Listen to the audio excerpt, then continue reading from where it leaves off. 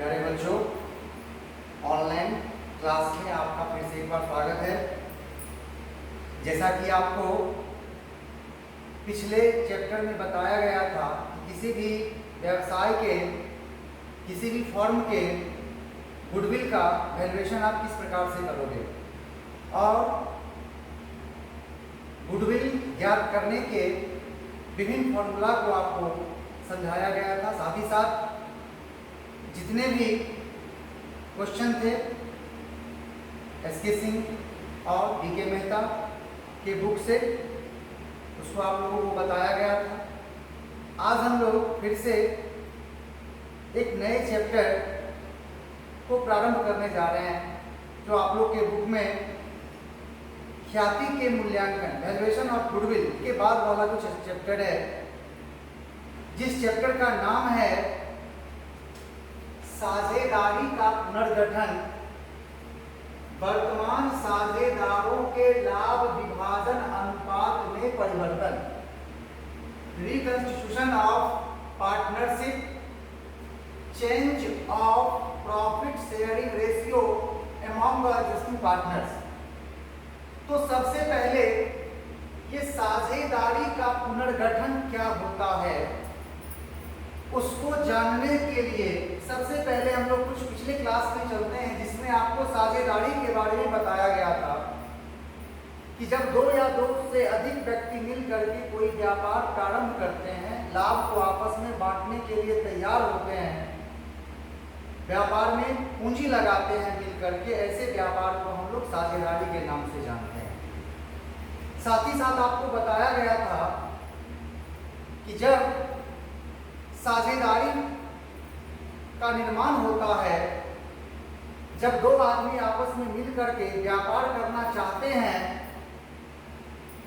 तो व्यापार शुरू करने से पहले सभी साझेदार मिल करके आपस में एक समझौता तैयार करते हैं, जिसको आपको बताया गया था पार्टनरशिप डीड, यानी साझेदारी समझौता, पार्टनरशिप एग्रीमेंट। यानी सभी साझेदार व्यापार शुरू करने से पहले, प्रारंभ में ही आपस में पहले समझौता करते हैं और उसी समझौता को एग्रीमेंट के रूप में लिखते हैं, जिसमें आपको बताया गया था उस एग्रीमेंट में साझेदार का नाम, व्यवसाय का नाम, व्यवसाय करने का स्थान, साझेदार द्वारा लगाई गई पूंजी, पूंजी पर ब्याज, साझेदार द्वारा की गई साझेदार द्वारा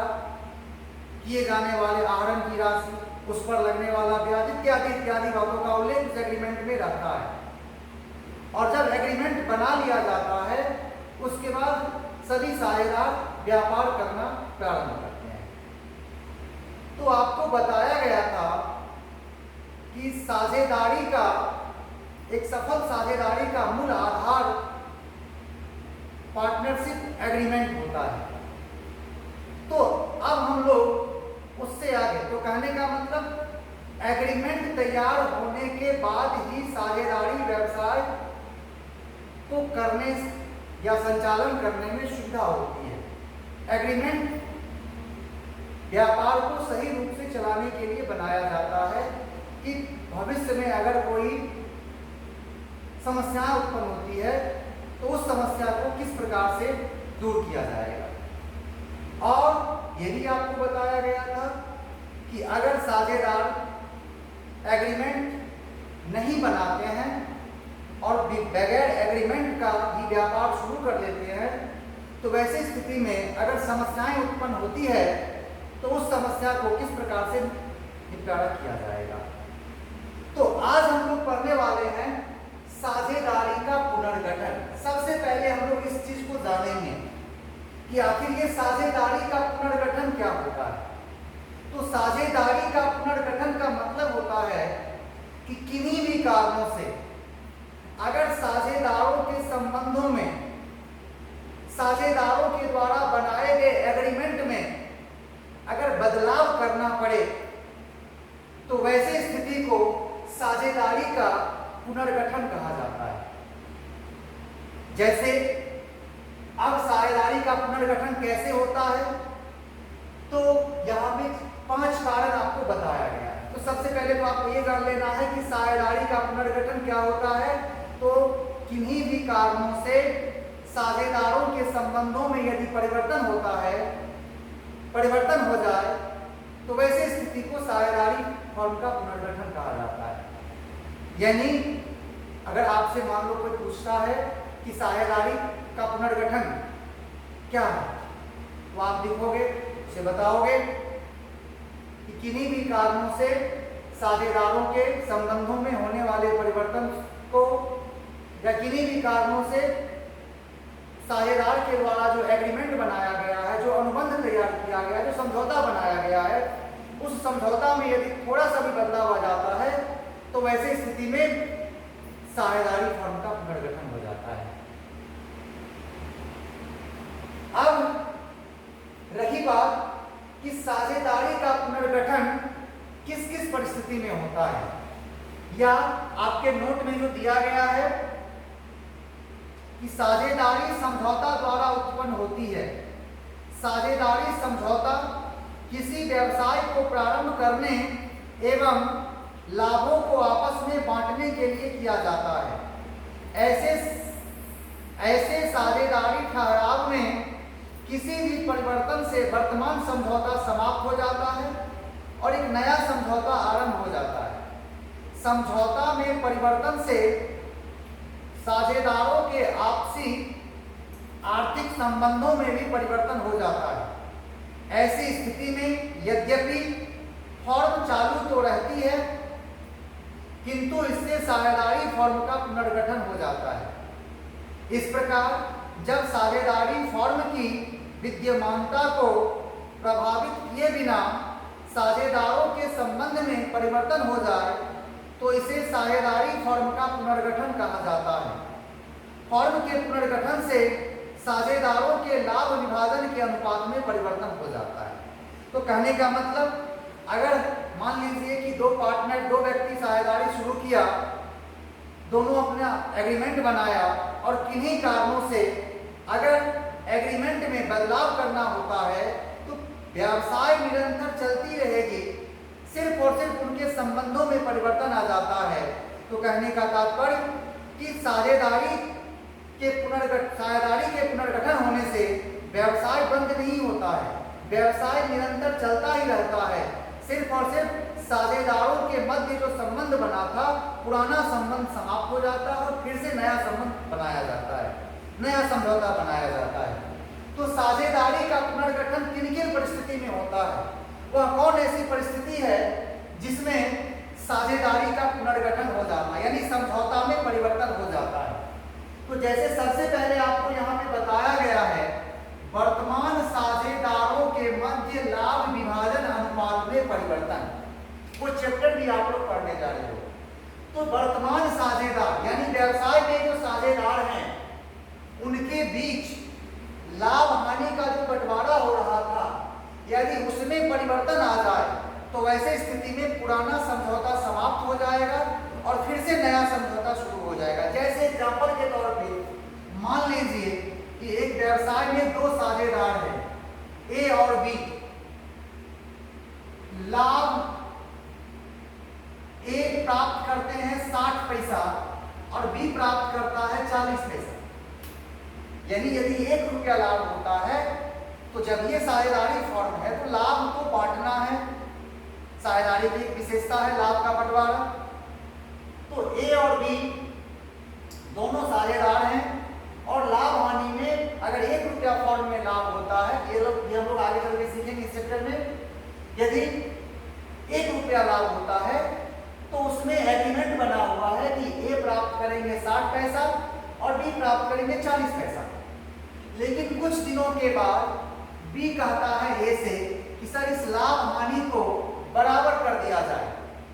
अब देखो यहाँ पे बराबर तो नहीं, यहाँ पे 60 पैसा 40 पैसा है, लेकिन बी कहता नहीं सर इसको बराबर कर दिया जाए। तो जब ये बराबर करेंगे, ए अगर इस बात के लिए तैयार हो जाता है, राजी हो जाता है, तो पुराना जो एग्रीमेंट था 60 पैसा और 40 पैसा वो तो समाप्त हो गया, वो तो टूट गया। अब फिर से नया एग्रीमेंट बनेगा और उस नया एग्रीमेंट में लाभ हानि का बंटवारा कैसे किया जाएगा, 50 पैसा और 50 पैसा। ये क्यों हुआ, कैसे हुआ, ये हम लोग आगे चल के सीखेंगे। अभी आप लोग को ये जानना है कि दोनों पार्टनर व्यापार कर रहे थे, एक आदमी का शेयर था 60 पैसा, दूसरे आदमी का शेयर था 40 पैसा, 1 रुपया में। अब इन्होंने क्या डिसीजन लिया कि आने वाले समय में हम लोग लाभ हानि का बंटवारा 50 पैसा करेंगे। तो अब यहाँ पे आप देख सकते हो कि पुराना वाला जो एग्रीमेंट था वो हमारा क्या हो जाएगा, ये हमारे लिए अवैध हो जाएगा और फिर से नया एग्रीमेंट बनाना होगा और उस एग्रीमेंट में लिखना होगा कि लाभ हानि का बंटवारा बराबर बराबर किया जाएगा। तो बताओ क्या आपका व्यापार बंद हो गया? नहीं, व्यापार बंद नहीं हुआ, व्यापार वही है, साझेदार भी वही है, सिर्फ लाभ हानि बांटने का जो अनुपात था, जो रेशियो था, उसको बदल दिया गया। सेकेंड आपका हो गया नए साझेदार का प्रवेश। अब मान लीजिए कोई 2 आदमी व्यापार कर रहा है और तीसरे आदमी का व्यापार में प्रवेश हो रहा है, तो वैसे स्थिति में साझेदारी का पुनर्गठन हो जाएगा। एग्जाम्पल के तौर पे जैसे ए और बी व्यापार कर रहे थे, अब दोनों व्यक्ति मिल के चाह रहे हैं कि एक सी नाम का व्यक्ति है उसको भी व्यापार में साझेदार बना लिया जाए। तो ऐसे स्थिति में क्या होगा, तो पुराना वाला जो एग्रीमेंट था ए और बी वाला वो अवैध खराब हो जाएगा, उसको समाप्त कर दिया जाएगा और नया एग्रीमेंट किसके किसके बीच बनेगा, ए बी और सी। यहाँ भी आप लोग देखते हैं कि व्यापार वही रह गया, सिर्फ परिवर्तन क्या हो गया, तो पहले पार्टनर थे ए और बी, अब उसमें पार्टनर की संख्या जो है 2 से 3 हो गई, ए बी और सी। तो इसमें भी क्या हो गया, तो आपका साझेदारी का पुनर्गठन, यानी पुराना एग्रीमेंट समाप्त हो गया और नया एग्रीमेंट बनाया गया, जिसे कहा जाएगा साझेदारी का पुनर्गठन। तीसरा है वर्तमान साझेदार का अवकाश ग्रहण।